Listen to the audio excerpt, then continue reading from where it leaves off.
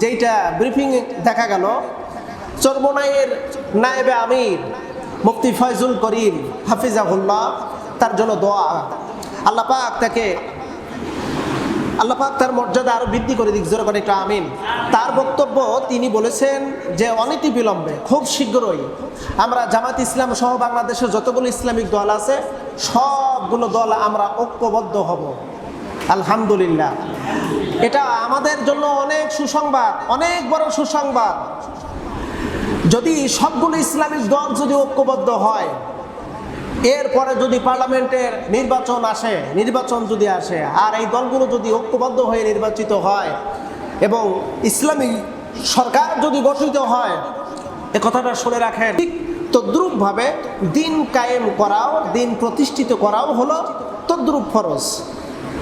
দিন কায়েমের ব্যাপারে আল্লাহ সুবহানাহু ওয়া তাআলা আরো আয়াতে কারিমা নাজিল করলেন।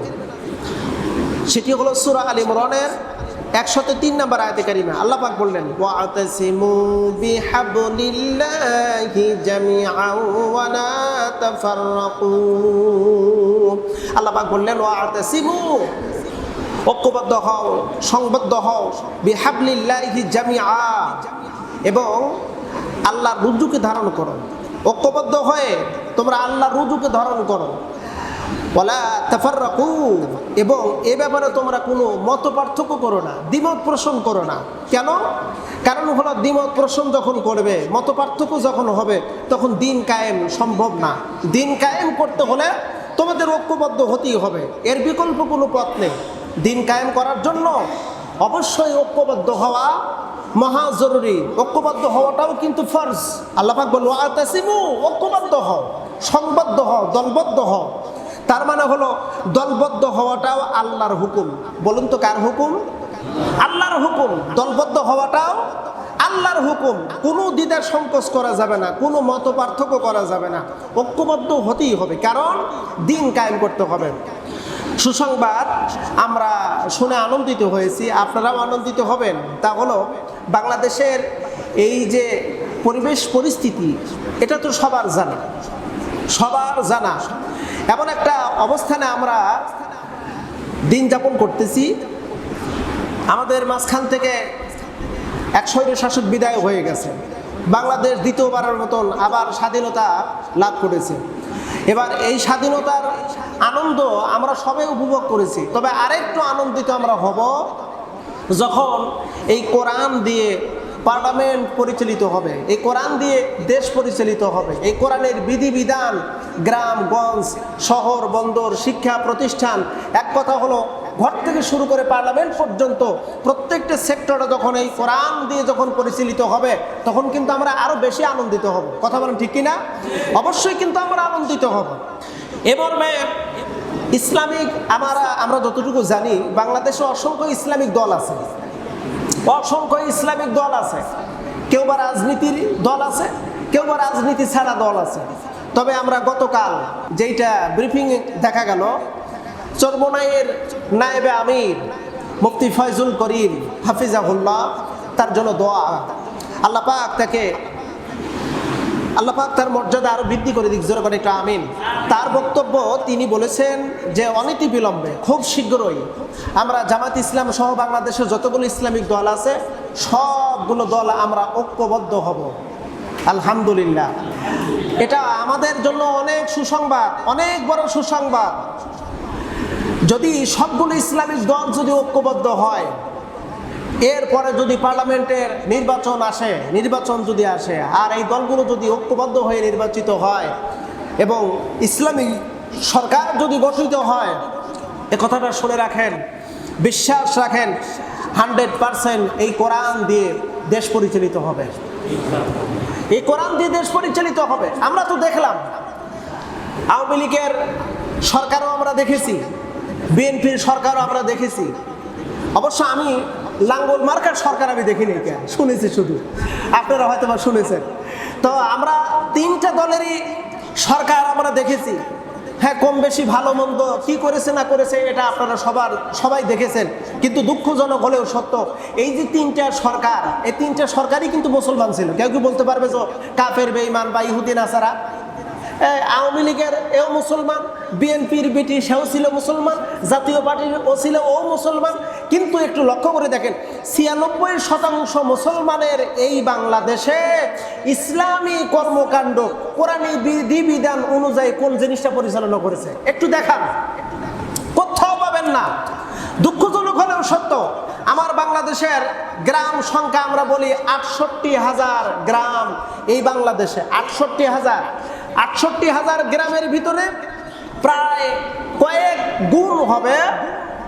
গুণ হবে প্রাইমারি স্কুল। প্রতিটা গ্রামে 1টা 2টা 3টা 4টা পর্যন্ত প্রাইমারি স্কুল আছে। আপনি লক্ষ্য করে দেখেন তো, এই প্রাইমারি স্কুলে বেতন দেওয়া হচ্ছে কিন্তু সরকারি কোষাধ্যক্ষ থেকে, সরকারিভাবে বেতন তাদেরকে দেওয়া হয়। কই সরকার তো কখনো উদ্যোগ নিল না প্রতিটা গ্রামে একটা করে মাদ্রাসা তৈরি করা হোক, মাদ্রাসার বেতনগুলো সরকার থেকে দেওয়া হোক। এমনটি এটা নয়,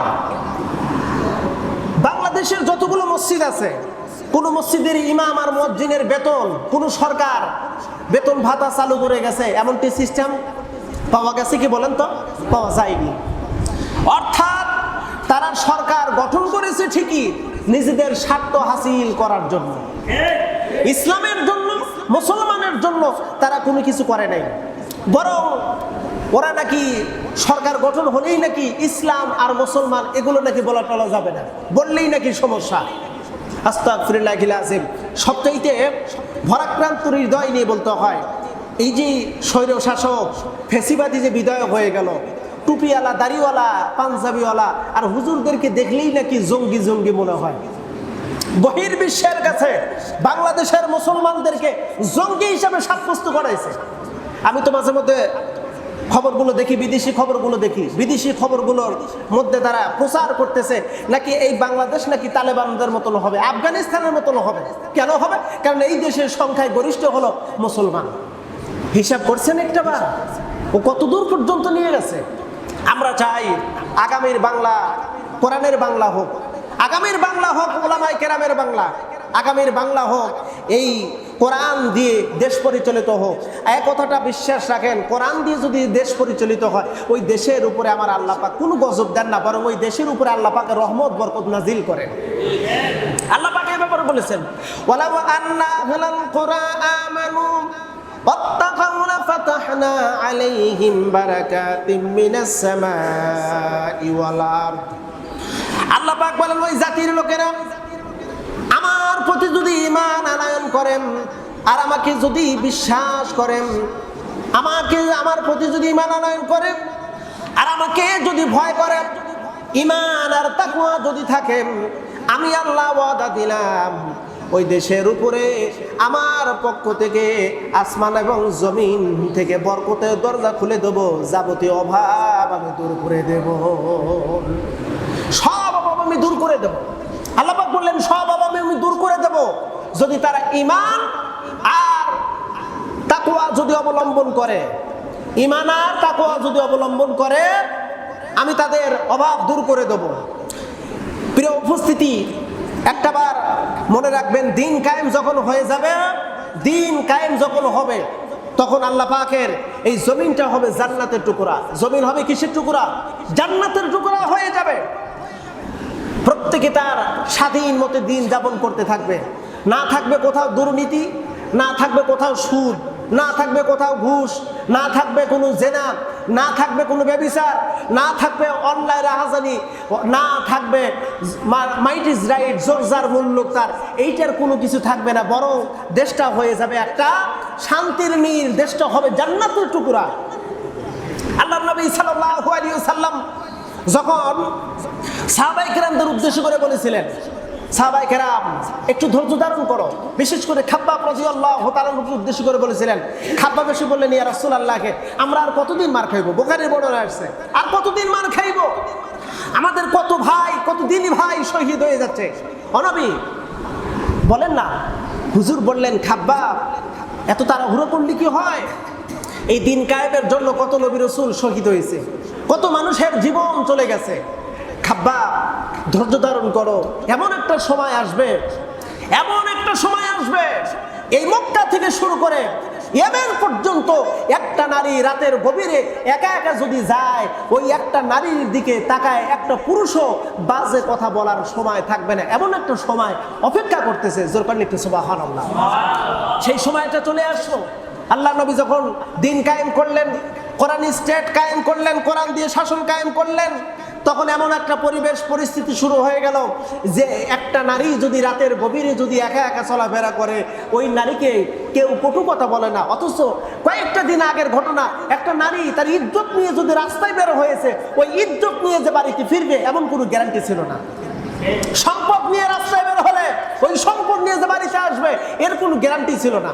কিন্তু যখন কোরআন স্টেট কায়েম হয়ে গেল, কোরআন দিয়ে দেশ যখন শাসন শুরু করে দিল, তখন চোর তওবা করলো, জেনাকারীরা তওবা করলো।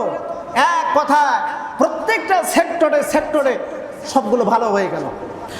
আমরা আশাবাদী, এখনই কিন্তু সময়, এখন কিন্তু সময়, সেই সময়টা অপেক্ষা করতেছে, সেই সময়টা অপেক্ষা করতেছে।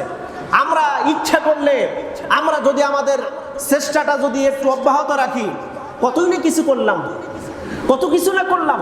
আওয়ামী লীগের ভাইয়েরা আওয়ামী লীগের সরকার গঠন করার জন্য তারা রক্ত দিয়েছে, জীবন দিয়েছে, তাদের অর্থ দিয়েছে, ইজ্জত সম্মান সবকিছু দিয়েছে।